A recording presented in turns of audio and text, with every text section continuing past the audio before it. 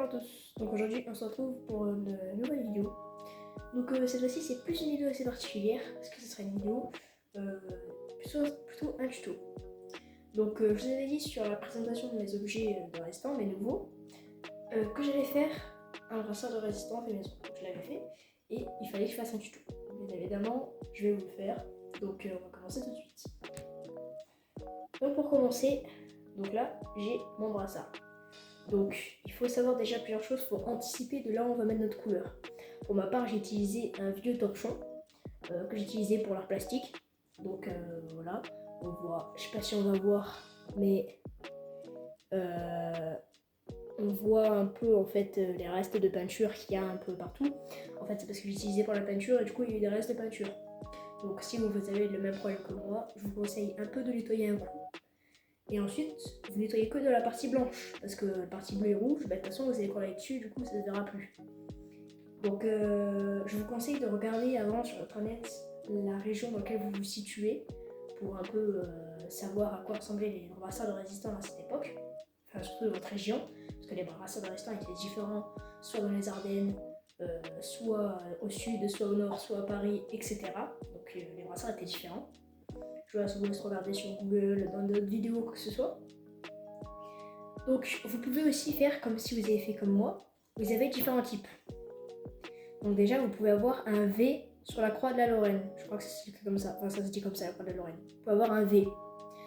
Vous pouvez ne pas avoir de V. Vous pouvez écrire FFI. Bon, là, ça se voit à l'envers, mais c'est bien l'endroit. Vous pouvez écrire FFI ou ne pas écrire FFI. C'est à vous de choisir.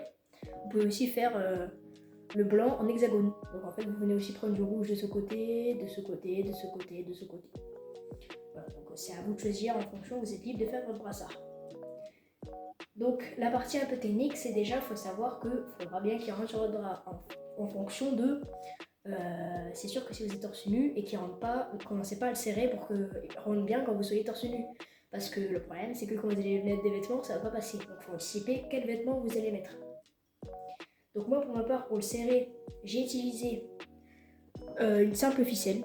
Donc une simple ficelle, vous faites un nœud de lacet, double nœud, triple nœud, bref, à vos compétences de lacet vous serviront pour ça.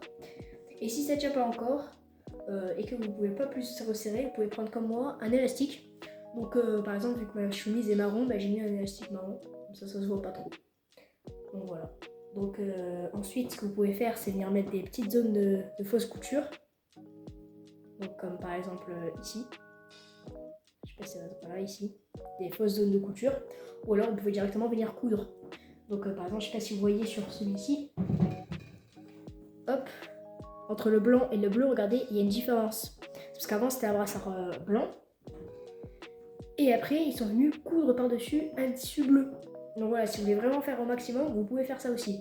Si vraiment vous avez que un vieux torchon blanc, ou une vieille chemise, ou un vieux truc de matelas, bref, et des feutres, bah faites avec ce que vous avez.